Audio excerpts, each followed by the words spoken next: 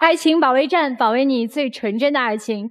歡迎大家來到天津衛視大型情感節目《愛情保衛戰》。大家好，我是情感觀察團成員莎娜。登錄微信搜索“愛情保衛戰”官微視頻號，並且添加關注。每天晚上8點到10點，我們都會開直播。我們的情感導師呢都會在線幫您答疑解惑，歡迎大家和我們連線。那今天呢，陪伴我們共同守衛愛情的還有其他幾位觀察團的老師們。我們情感觀察團當中呢，會有一位特殊的嘉賓老師，他呢是我們愛情保衛戰專屬的 AI 情感助手。來，我們一起認識一下。大家好，我是愛情保衛戰專屬 AI 情感顧問艾小寶，用算法讀懂情緒，用邏輯拆解真心，只做客觀理性的情感分析官。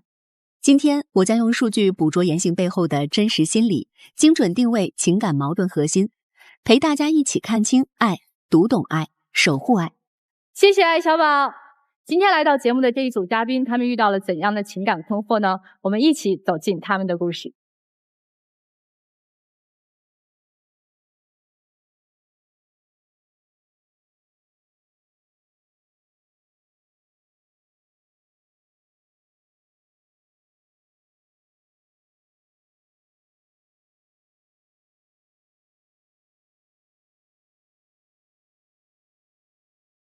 对我来說，就是一種壓抑的束縛。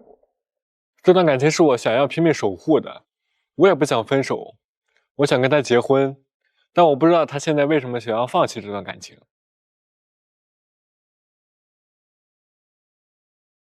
他的爹味，他好像從來都沒有聽過我的想法。我只是想給他一個安穩的家，結果怎麼就成了他口中的爹呢？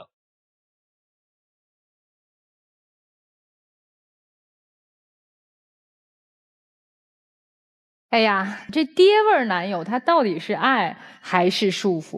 我們一起來問問他們心裡的答案到底是什麼。小羅27歲，攝像；小文26歲，會展策劃。二位好，歡迎你們啊！來，先跟我們大家說一下今天的核心訴求是什麼？我就是感覺我在這段感情中特別委屈，特別的壓抑。不管我做什麼事情，都會被他否定，都會被他批評。然後他還說要跟我結婚，我都不敢想，如果要跟他生活幾十年，然後一直要過這樣的日子的話，太可怕了。不敢想未來，是不是這意思吧？我就希望他能改，不要再像以前一樣太管着我了。他如果改不了的話，那我們只能分手了。哦，今兒就看男生的態度了。我也特別委屈啊！我平時不抽煙不喝酒，然後也沒出軌，每月掙的工資也按時上交。每一件事都為他事無巨細的想着，但我不知道他為什麼現在就想要分手。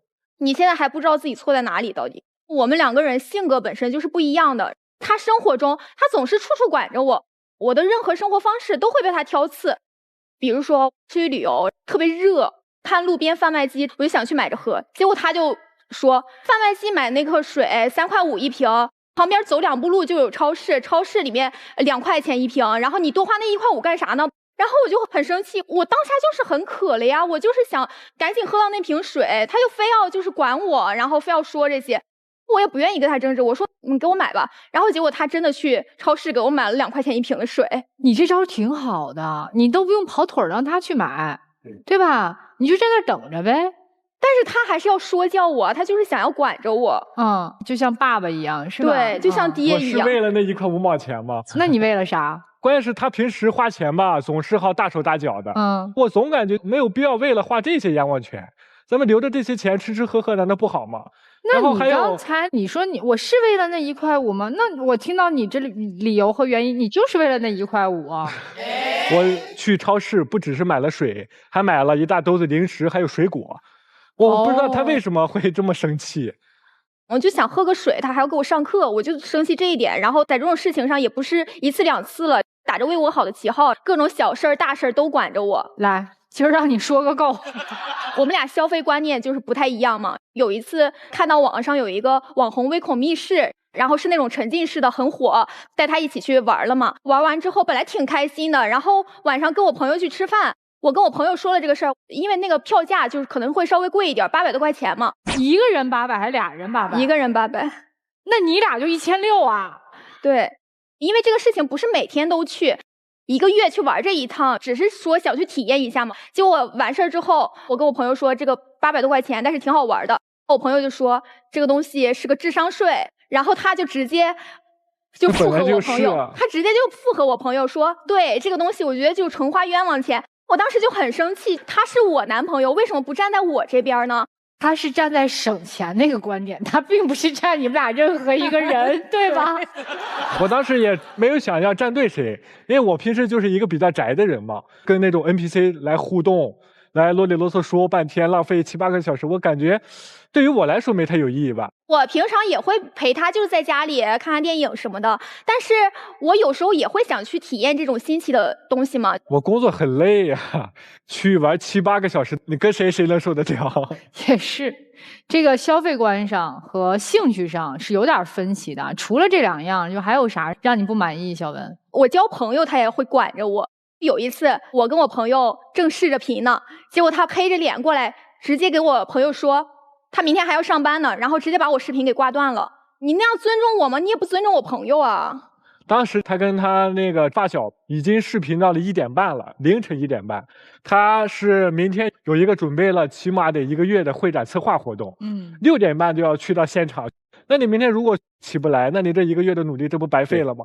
所以說我當時我就想的是霸道點，過去直接給他掛斷。大總上線哈。朋友這方面我還有個事兒，就是因為我有個閨蜜跟她的男朋友分手了嘛，然後她哭着給我打電話問我能不能收留她幾天嘛，結果她就嚴詞拒絕，直接跟我說不行。然後我當時就覺得她特別冷血，只有她的朋友是朋友，我的朋友就不是了，是吧？這個事兒可是另當別論啊。當時是我們租的房子，本來面積就比較小，是不是很不方便呀？多大的房子呀？30、40平左右嘛。30、40平，你讓你閨蜜來住哪兒啊？但是是一個 loft， 它是一個上下床的。对，就是我可以跟我闺蜜住上面，然後她在下面嘛。但是廁所就是一個嘛，我當時怕不方便。然後前提是她那個朋友吧，吵了無數次架。每次就是分分合合，她就是前一天晚上還幫着她閨蜜一塊罵那個前男友，然後罵完了之後，哎，結果第2天人家又和好了，又把她給撂到一邊了。她平時就是這種熱心腸的人吧，就喜歡參與這些亂七八糟的事兒，就喜歡當人家情感導師。哎，罵誰呢？沒有，就是喜歡吃八卦。哎，小羅，我問你一個問題啊。所有的都是你覺得你認為對他好的事兒，對吧？你全部一股腦的都塞給他，有沒有想過這些是不是他要的？我之前也有想過，就我們倆的感情就像一趟列車一樣，我就想着他有條不紊的使勁的往前進。那一些錯路口，咱們為什麼要去轉呢？我覺得他這就是在控制我，他只是打着為我好的旗號，然後再做一些違背我意願的一些事情。我們倆的人生規劃是不太一樣的。我就是會覺得吧，我們現在還比較年輕嘛，才20多歲，就是要去大城市闖一闖。我之前又不是沒去過，我又不是不知道。我在說我的想法，你能聽我說完嗎？我就会覺得北上廣深這種城市發展機會更多一些。他就覺得我們倆老家都是山東的，你出去闖蕩這幾年，最後還是要回到山東，還不如少走幾年彎路，安安穩穩的過我們的生活。我感覺我們當下的生活安安穩穩的，就是快快樂樂的，比上不足，比下有餘嘛，這樣就挺好的。為什麼非要浪費那個時間、精力、成本？可是你有想過，也許那是他的夢想啊。我去年失業了嘛，找不到合適的全職工作，然後我就說我要不去做短視頻之類的。他的工作不是攝像嗎？然後我就想說，我們倆一塊去弄一下這個自媒體，說不定能發展成一個好一點的副業呢。結果他就直接否定我，就很嚴肅的跟我說，你知道現在自媒體行業有多飽和了嗎？你做沒做競品分析？然後一通數落我，然後我就感覺我做什麼事情好像在他眼裡都是錯的。他說全職的去做這種新媒體，咱們現在也知道新媒體競爭多麼的激烈。我那個朋友每天直播7、8個小時，有時候直播到凌晨3、4點鐘，直播了得有1年吧，身體也累垮了，粉絲數還不到1000。我只是想嘗試一下，只是說我們先往這方面發展一下嘛。那姑娘，你做精品分析了嗎？沒有。為啥呢？你不是想做嗎？因為我想的是我們倆一起做，因為他也是攝像，他也能給我一些很好的建議。等會兒啊，他說了沒錯，你得先做賬號規劃呀，你就只是空談。我聽下來，我到現在為止啊，我對小羅的印象還不錯。对我觉得这男孩特理性，遇到什么事儿也不急不躁的。对，你是属于那种不会浪漫的男生吗？他怎么对你意见这么大？我可能就是比较耿直吧。你比如说上次我们过1周年的时候，我也提前订好了海景房，然后想要给他制造点小浪漫嘛。结果就是因为刚刚的那事儿，然后就没去成。那你也没说。那我要是说出来了，怎么叫小惊喜呢？不是，我说你现在说的挺好听的，那你年前的时候，你为什么要就是帮我拒绝那个工作机会呢？我之前的时候有一家就是特别喜欢、特别梦寐以求想进的一家很心仪的上市公司，在深圳，然后人家给我发了 offer， 結果在我不知情的情況下，他自己拿着我的手機去給人家回復，說我拒絕這個 offer。然後我知道了之後，我真的天塌了，然後我就去質問他，然後他就說，因為他怕異地戀，我們倆分手，然後他就幫我拒絕了。但是那是我夢寐以求的機會啊！我當時，你為什麼要聽我的人生做決定呢？我這不現在回頭來想想，確實是做錯了嘛。當時是正好他去上洗手間了，手機彈出來一個通知，是一個招聘軟件的通知，給他發了 offer。我就看了看大概內容嘛，對了對日期，就是想到他是去深圳那邊去參加一個會展活動，但他當時也沒跟我說是去找工作呀。我當時就在考慮，如果他去了的話，這不就成異地戀了嗎？現在怎麼知道有多少情侶因為異地戀2300多公里的這個距離折在了這上面？擔心這個，我就直接把那個對話框給他給刪了。你這裡面是不是有生氣的情緒？他去深圳去面試，自己在做人生規劃，但並沒有通知你。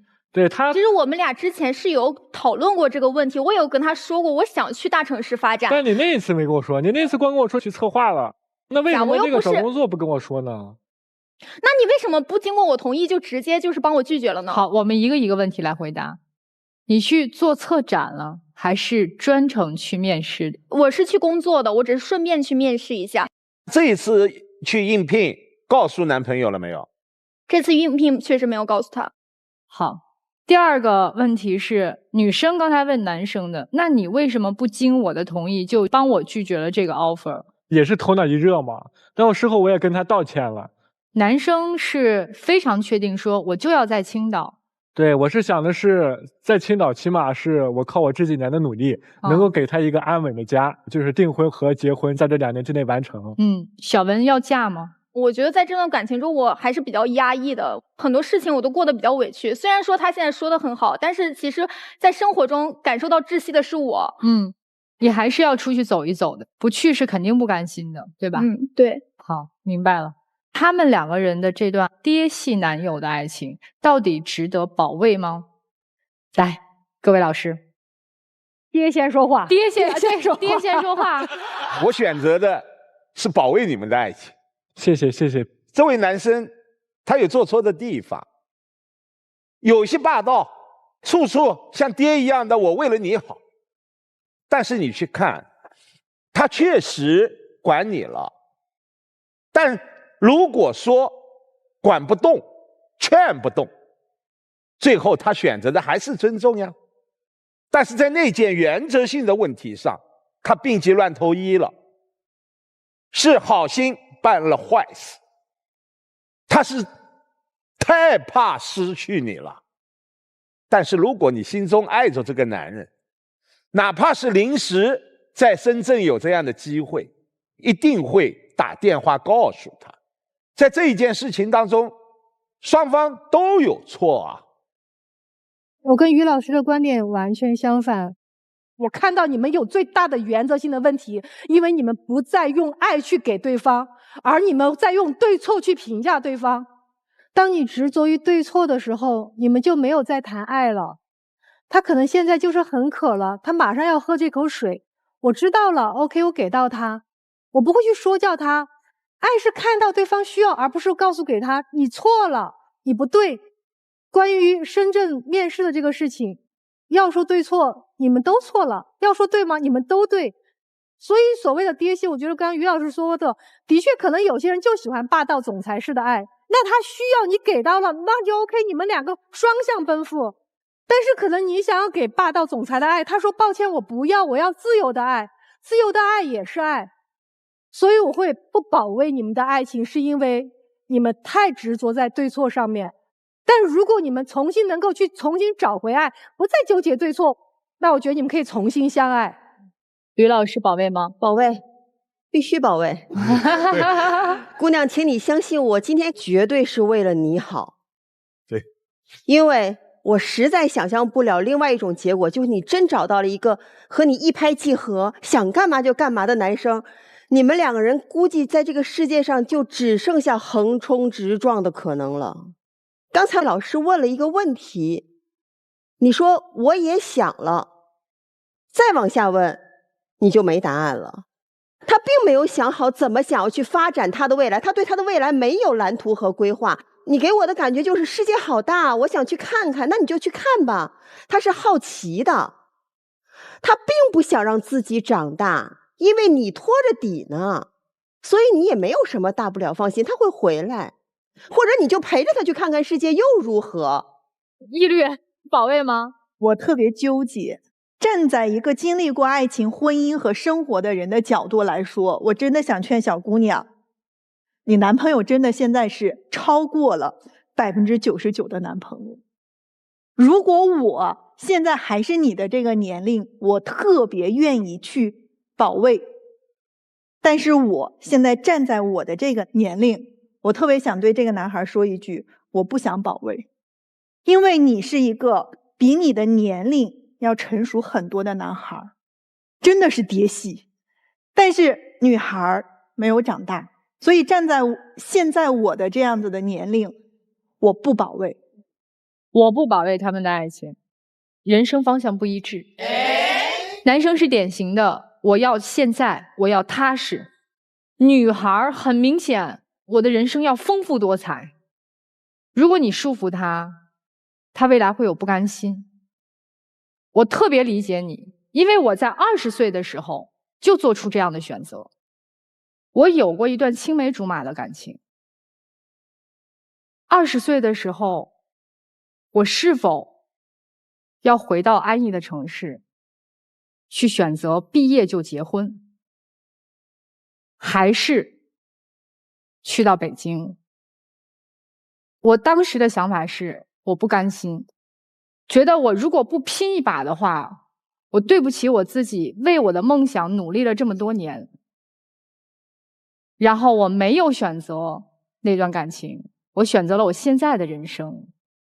你要問我後悔嗎？我一點不後悔，因為我覺得個人價值的實現，其實是對你最好的肯定。有遺憾嗎？肯定有，但是誰的人生不遺憾呢？你知道我想到一句話，永遠不要美化你沒走過的那條路。是的，你永遠不知道沒走那條路會是什麼樣子。我想跟姑娘說的是，如果你像我一樣，你知道自己要什麼，就朝着那個要的方向，永不後悔，永不回頭的去走。你要有這樣的勇氣和篤定的能力，你就去。如果你沒有這麼堅定，他挺好的。那我們都說完了，聽聽那個艾小寶怎麼說吧。對啊，有請艾小寶。明白了，莎娜老師。從剛剛兩位的表述裡，我分析得出這段感情裡問題占比清晰，男方占90%，女方占10%。男方以為你好為借口，過度掌控，忽視女方的需求與自由，不斷否定替做決定，讓感情滿是壓抑。女方僅存在未及時溝通自身感受，讓男方始終未察覺掌控的傷害，間接加劇矛盾。建議男方放下自我執念，學會傾聽與尊重，用行動兌現改變的承諾。女方學會明確表達邊界，給彼此磨合的同時，也守住自我，讓這份感情能在理解中重新出發。好，謝謝艾小寶，請二位走上我們的愛情傳送帶。在傳送帶開啟之前呢，我們準備了一段你們過往的回憶，我們一起來看一下。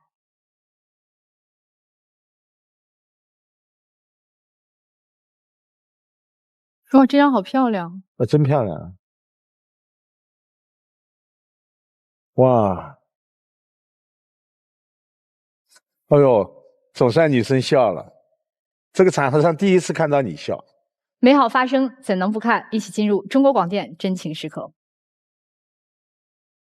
我也願意為你去改變，然後不應該把那些我自以為是的思想去附加給你。我也想要挽留你，咱們不要分手了，好不好？我想要去奔赴你那樣的未來，去給你那樣一個安安穩穩踏實的未來。無論想去多遠，咱們想去哪就去哪。我知道我自己確實之前忽略了你的感受，但我是想要為咱倆的這趟列車一直穩步的走下去。再給我一次機會吧，好嗎？你真的願意為我做出改變嗎？我願意。其實我也知道，你平常對我特別好，然後你每天上下班都會接送我，都无微不至的照顧我，但是你真的管的我太多了，我有點……我願意為你做出改變。好，時間到，回到我們的門後。我真想不到，男生的好，女生是在60秒的时候说出來的。如果不出來的話，我拽都把他們拽出來了。我不希望男孩出來，我希望他的理性腦再能夠足夠理性一下。女孩需要時間成長。那我們接下來一起來看答案，3、2、1，請開門。男生是肯定出來的，現在就看女生了。來了。哎。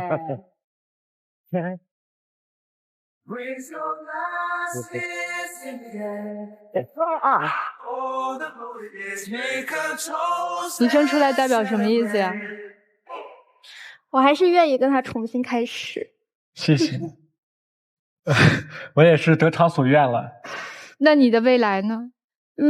我可能會更多考慮一下，我可能確實想的沒有太深，但是我還是捨不得他。愛情有時候就這麼神奇，你看兩個人說透了，就換位思考了。這個時候無需多言，彼此相擁吧。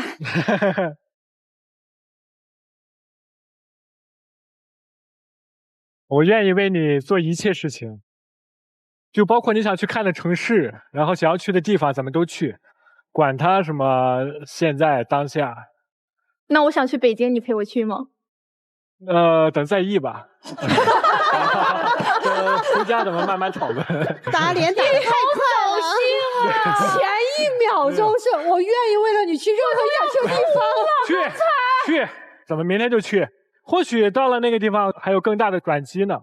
好，祝你們幸福。謝謝。明天就去啊！好，下去馬上訂火車票。沒問題。好。我就想說一句，燕青真好啊！好，那我們接下來要認識我們的下一組嘉賓了，一起走進他們的故事。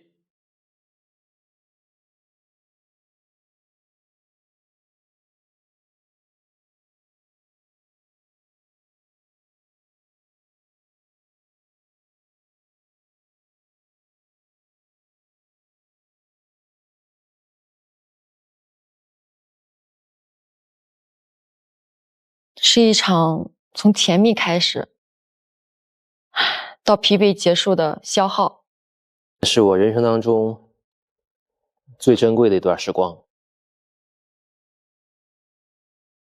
無休止的指責，無孔不入的猜忌，還有揮霍一空的6年積蓄和信任。我覺得其實更多的是我自己的問題，比如說自卑還有偏執。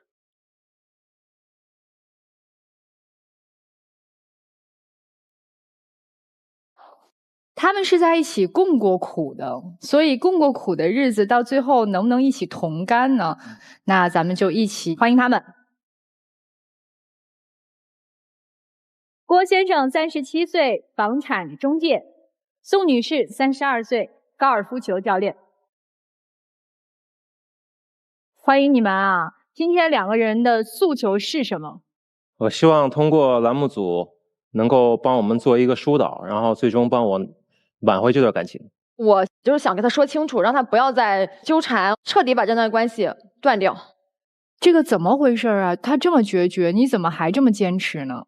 因為我們倆在一塊兒將近6年，我覺得他既然能同意來參加這個節目，可能也是願意復合的。行，我剛才看短片的時候，我知道你們2個人應該一起吃過很多的苦，是吧？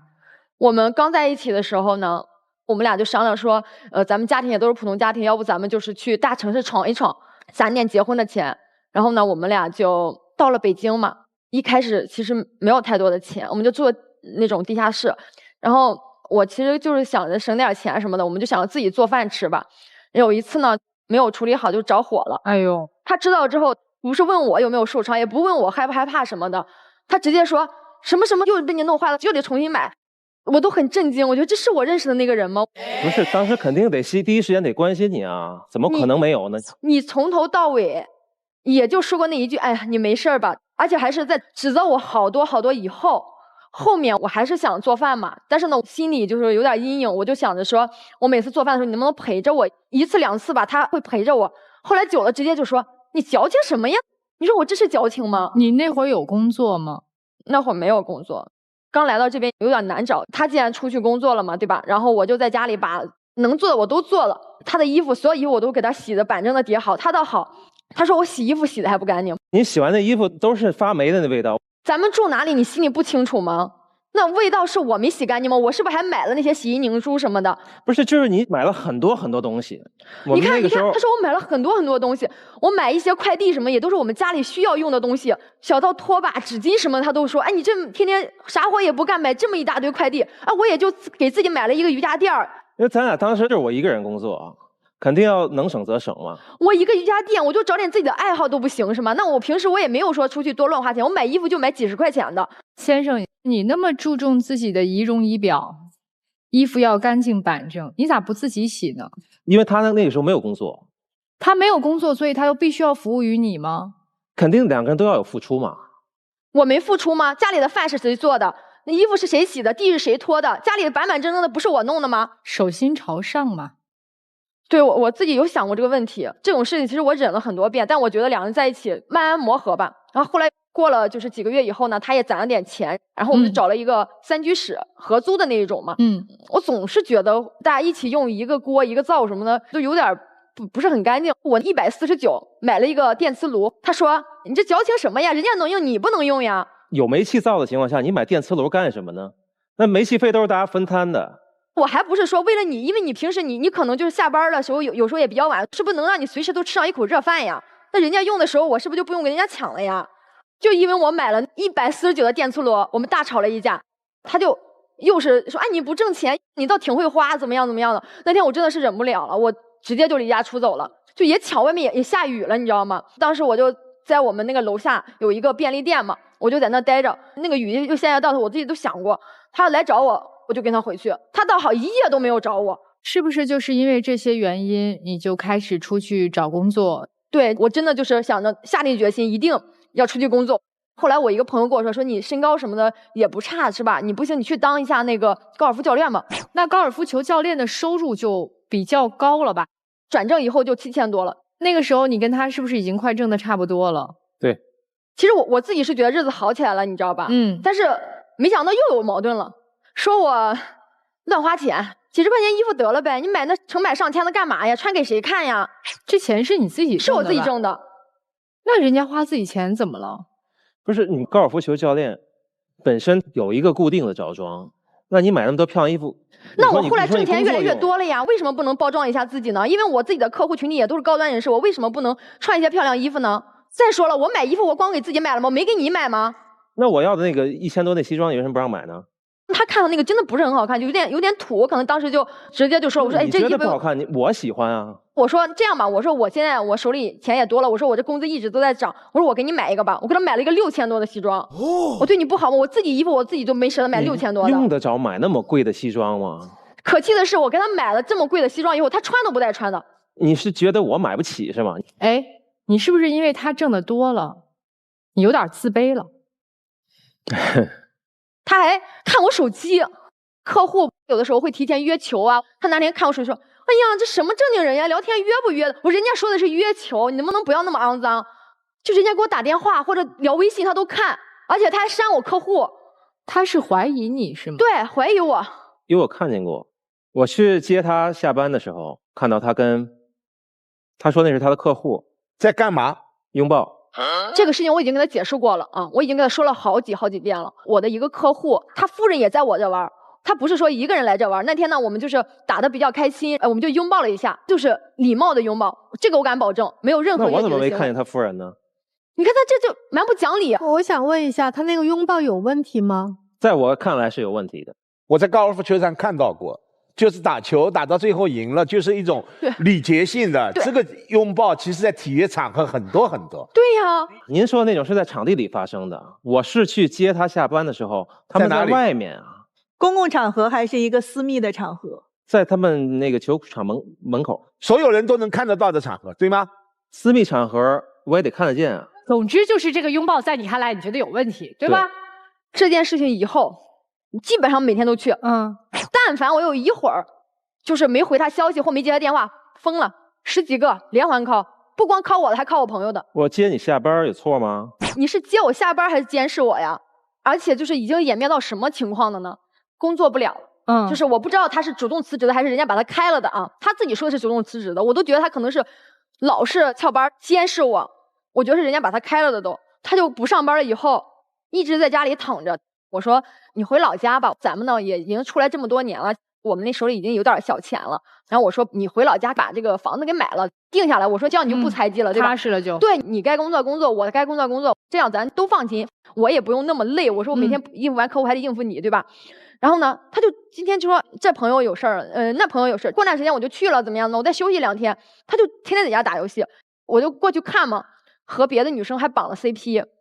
他不允許我給別人說話，不允許我給別人怎麼樣，自己還哥哥妹妹的叫着，而且我感覺他等級挺高，他就跟我說他玩得好，說他沒寵就玩得好，人家送的怎麼樣怎麼樣怎麼樣。後來我就說你把那個卡給我，就我們的一起的那個結婚的基金嘛，我說你必須給我看。後來我拿到一查，你知道吧？我們這麼多年辛辛苦苦攢了60多萬，最後裡面只剩幾萬塊錢。我真的我都不想說這些事情，這些事你說你不愧疚嗎？60多萬，只剩幾萬塊錢，只剩幾萬塊錢，錢呢？哎，男生你解釋一下吧。共同賬戶60多萬錢，剩下了1/10，錢去哪裡了？50多萬去哪兒了？哎，話剛才不挺多的嗎？說呀。玩遊戲花了。什麼？你拿出你那個理直氣壯的那個勁兒來。全部玩遊戲我。這銀行卡是誰的名字？他的，因為他一開始先掙錢嘛，所以就以他的名義弄的。但是呢，就是我們會共同往裡面存錢，40多萬左右都是我存的。哎，郭先生，我們男人哪怕錯了，我們也要面對，解釋一下吧。錢去哪裡了？玩遊戲充值很正常嘛。然後多長時間充了50多萬？好意思說嗎？後來算的話，可能2、3個月充了50多萬。你好意思嗎？我的天哪，你怎麼想的呀？因為我那個等級高了之後，很多東西是能賣的，是能拿錢生錢的。那你賣了嗎？賣了嗎？裝備現在還有嗎？有的東西沒賣出去。你知不知道這個賬戶裡的錢是你們同居期間的共同財產，用於你的個人的充值、儲值、消費，你們是可以分的。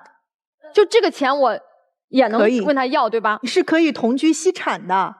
你聽到沒有？你跟我復合比較好啊。這是兩碼事兒啊，這是兩碼事兒。哎呦，你在想什麼呢？先生，你怎麼能說出你跟我復合不就完？你的意思就是復合了，這筆錢就煙消雲散了？哎，所以你今天是堅定的要分手的是吧？我肯定要分手。好，事實已經很清楚了。這應該算是壓死駱駝的最後一根稻草了吧？所以各位老師們，你們覺得他們的這6年的感情值得保衛嗎？這樣的愛情怎麼還值得保衛呢？這樣的手怎麼可能不分呢？不要說是6年，我認為60年都要分啊！猜忌成為了日常，指責成為了常態，消耗了自己，摧毀了對方。他沒有工作的時候，你處處指責；他有了工作，賺的錢比你多了，你處處猜忌。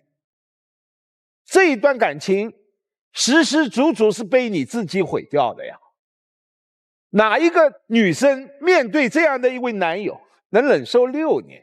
你已經足夠能忍了，淚都流乾了，已經忍無可忍了，何必再忍呢？分手，這是最正確的選擇。其實剛才我特別想聽到男嘉賓的在這邊的辯解，但是好像我沒有聽到。女嘉賓說的都是客觀事實，你有什麼想說的嗎？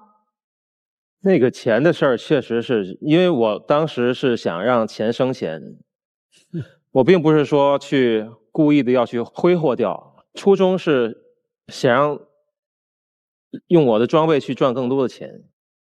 你怎麼現在還一點沒有悔過之心呢？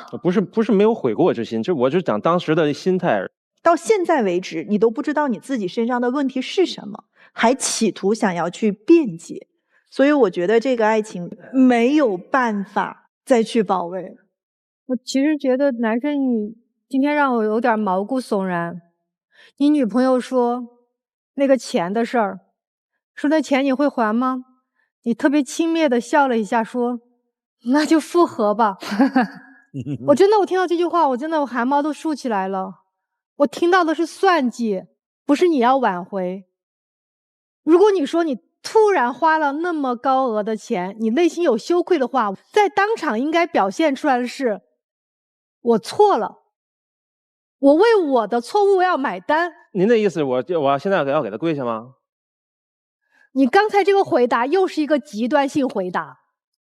認錯不可恥，最可恥的、最可悲的是，我明知道錯了，我特別輕蔑地笑了一下，說：“那你就跟我復合吧。”你是在用情感跟錢作為一個捆綁，你用的是他過去對你的情感做捆綁。如果他今天來，還但凡對你有一點點留念，你應該抓住這個留念的機會，你應該告訴給他。我當年願意承擔責任，我當年想跟你共同來北京北漂打拼，我願意跟你共同住地下室，是因為我珍惜我們的感情，我們想未來生活更富裕，我還是願意努力的去工作，因為我為了我們未來的美好，我再去努力着。你沒有說啊，你那麼輕蔑的一笑，那你跟我復合吧，真的就只能讓我看到算計了。如果你來的目的是算計，我覺得你就沒有感情，這段感情也沒有必要保衛。我說實話，我覺得保衛和不保衛在我面前都已經不是一個選擇了。其實我很想用這最後的這個機會，我想跟男生說幾句話。其實我把整個事件看下來之後，看到了你的自卑，你所有和他之間那種交往，比如說嫌棄他這個，嫌棄他那個，你都是在把他從那個驕傲的高度再拉下來，為的就是和你般配。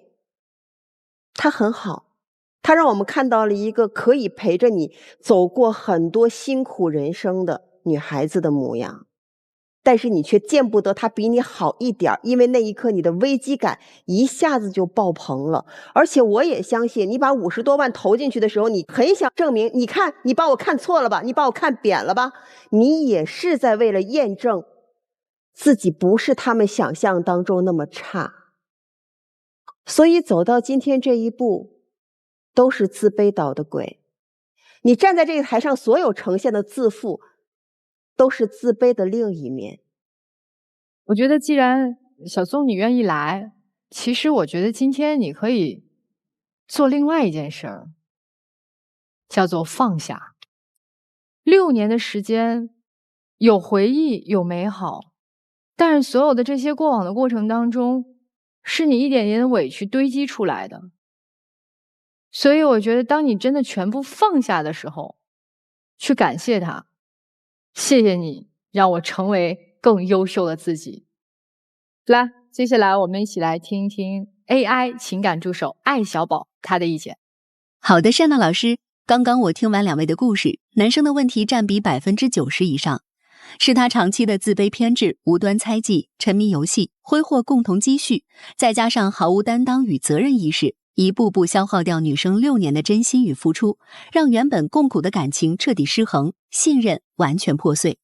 我的建議是，男生若真心悔改，必須立刻戒掉遊戲，踏實工作，承擔經濟與情感責任，用長期行動證明改變，而非口頭道歉。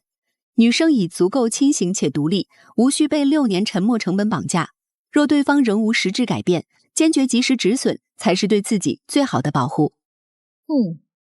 謝謝艾小寶。接下來請2位站上我們的愛情傳送帶。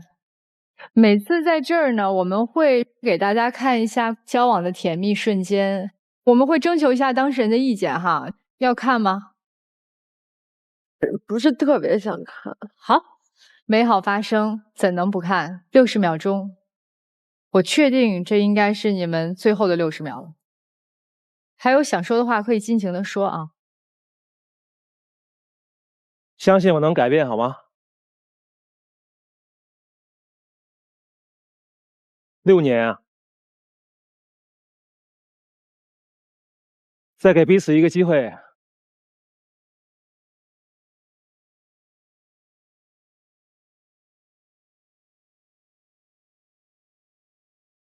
好不好？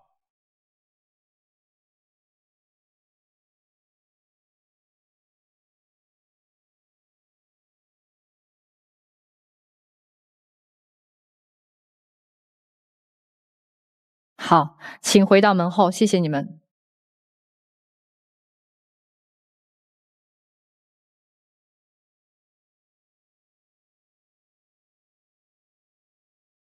这個男生最後站在傳送帶上的那話，我怎麼那麼來氣呢？給彼此一個機會。我特別希望的是，他們能夠珍惜曾經過往發生的事情，能夠更好的總結。他們最後的結局是怎樣的呢？我們一起來揭曉答案。3、2、1，請開門。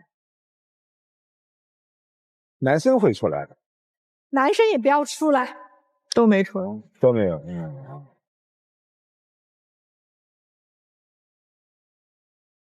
哎呀，這是特別好的一個結局。我們人人都會有自卑，但自卑不是我們傷害自己和傷害感情的一個話術。學會珍惜當下，我們才能更好的成長。有情感困惑的觀眾朋友們，您可以登錄微信搜索愛情保衛戰官微視頻號、公眾號，跟我們取得聯繫。記着，我們不收取任何的報名費，小心被騙。登錄微信搜索愛情保衛戰官微視頻號，並且添加關注。每天晚上8點到10點，我們都會開通直播，我們的情感導師都會在線幫您答疑解惑，歡迎大家和我們連線。我們下一期的愛情保衛戰再見。